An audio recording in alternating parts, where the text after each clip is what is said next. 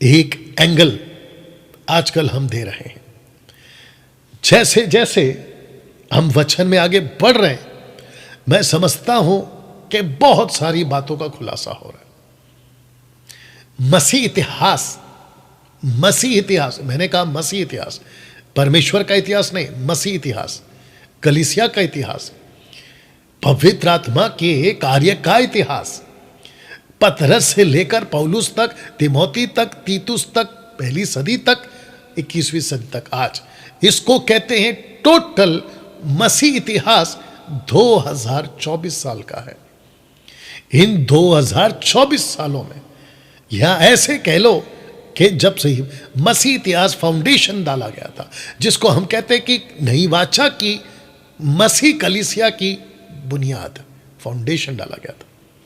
इसको लिखने में, इसको बताने में बहुत लोगों का हाथ है।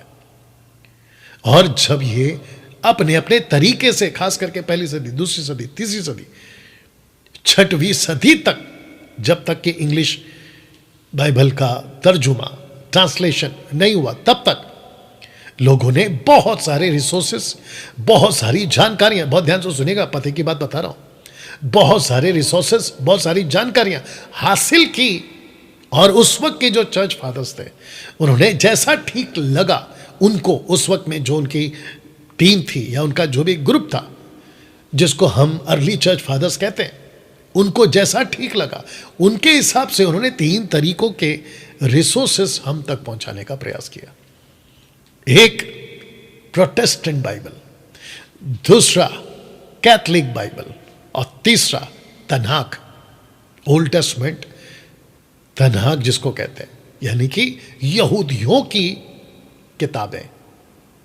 इन 3 तरह से ज्ञान पाया जा सकता है। ये आपके स्लाइड पे रखा हुआ है। जी, 3 तरीकों से आप जो है ज्ञान पा सकते हैं। डैनियल भाई, जिस बाइबल को अभी तक हम पढ़ रहे थे, क्या वो गलत है? बिल्कुल नहीं, और नहीं कभी होगा, क्योंकि प्रोटेस्टेंट्स हम पहले नहीं थे। ये जो प्रोटेस्टेंट्स का नाम है ना, अच्छा डैनियल भाई, ये प्रोटेस्टेंट की छतरी में कौन कौन आते हैं? ये प्रोटेस्टेंट्स की छतरी में बैप्टिस्ट, इंडिपेंडेंट, एजी, और क्या है, ये जितने भी आते हैं ना, ये सब प्रोटेस्टेंट की छतरी में आते हैं। कैथलिक को छोड़कर ये सब प्रोटेस्टेंट की छतरी में आते हैं। लेकिन 15वीं सदी में, या 15वीं सदी से 16वीं सदी तक में हम प्रोटेस्टेंट नहीं थे। ये मसीहों को नाम नहीं मिला था। पेंटिकोस्टल, कैरिस्मेटिक, ये सब जो छतरी के नीचे आते हैं, हमको ये नाम नहीं मिला था। और अगर हम पहली सदी की बात करें, ना तो कैथलिक थे ना प्रोटेस्टेंट थे। तो जिसको हम यीशु की 4 किताबें कहते हैं, इसको लिखा गया यीशु के पुनरुत्थान और यीशु के उठाए जाने के 20 से 30 साल के बाद। बात समझ में आ रही है? 20 से 30 साल के बाद। तो यीशु के वक्त में क्या था? आपका नया नियम नहीं था। यीशु के पहले क्या थे? किताबें, जिसको मैंने नाम दिया है, हालांकि जूइश लोग इसको नाम दे चुके हैं, तनाक, जिसको कहते हैं ओल्ड टेस्टमेंट। ठीक है? यीशु ने खुद भी मत्ती के 24 अध्याय वचन 45 से आगे इसका जिक्र किया है कि मेरे बारे में लिखा है, शास्त्रों में लिखा है, शास्त्रों में। पवित्र शास्त्र को समझने के लिए उसकी आंखें खोल दी। ऐसा यीशु जी अपने चेलों के साथ करते हैं। लूका 24 का 45 पढ़ लीजिए आप। ठीक है ना? ना दोस्तों, ये जो इंफॉर्मेशन है आपके स्क्रीन के ऊपर जो रखा है, ये बहुत डिफरेंट एंगल है। और मैं समझता हूं कि मसीह की दया में ऐसा एंगल शायद ही किसी ने सिखाया होगा। क्या इस बात को आप जानते थे? ओके, दूसरा तरीके से बताने की अगुवाई हो रही है, वो भी बता देता हूं। यीशु कैथलिक नहीं है, यीशु प्रोटेस्टेंट नहीं है, यीशु पेंटिकोस्टल वाला नहीं है, यीशु कैरिस्मेटिक नहीं है, यीशु जिसको हम कहते हैं ना प्रोटेस्टेंट के छतरी के नीचे आने वाले वो सभी यीशु नहीं है, और ना ही यीशु मसीह किसी इजरायलियों की या यहूदियों की जागीर है। यीशु मसीह सबका है। आपने बिल्कुल ठीक सुना, यीशु सबका है। लेकिन जैसे जैसे संस्थाएं आगे आ गई, जैसे जैसे ग्रुप बनते चले गए, और जैसे जैसे लोगों ने अपने अपने तरीके से, अर्ली चर्च फादर्स लोगों ने जैसे जैसा ठीक समझा, उस वक्त में उन्होंने अपने अपने तरीके से इन बातों को रखना शुरू कर दिया। और जब वो हम तक पहुंची तो हमने उसको वैसे स्वीकार किया जैसे हम तक पहुंचाया गया।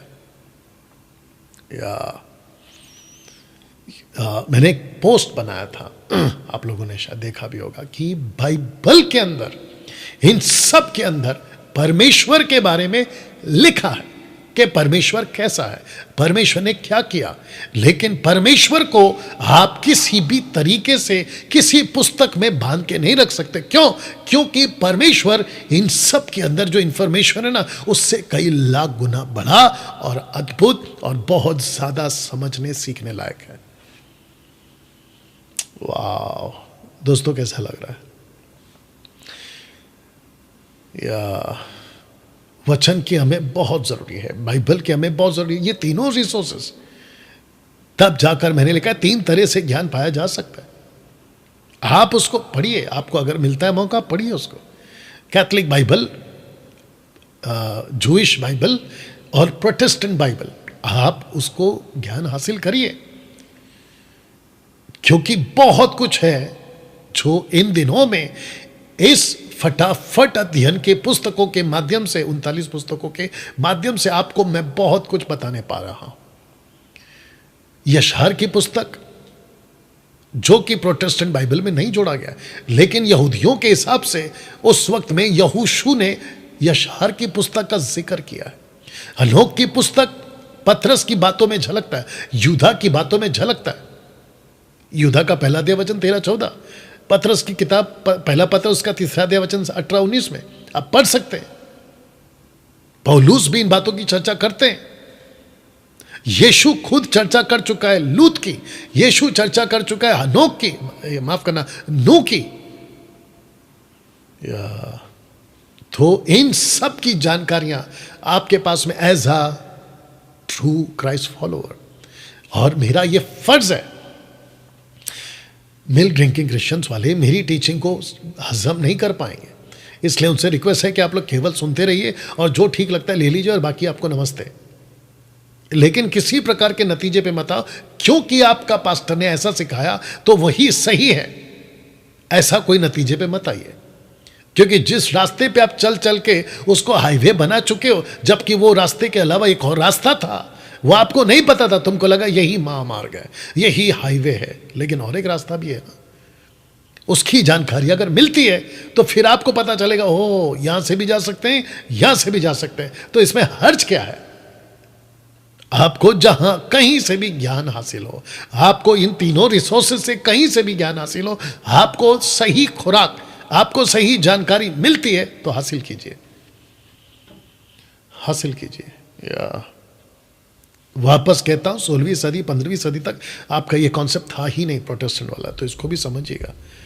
तो जहां अभी देखिए और एक नाम आ रहा है जिसका नाम है जोसेफस, उसने अपनी एक अलग से किताब लिखी है और उसने बहुत कुछ लिखा है जो आपको इन किताबों में नहीं मिलेगा।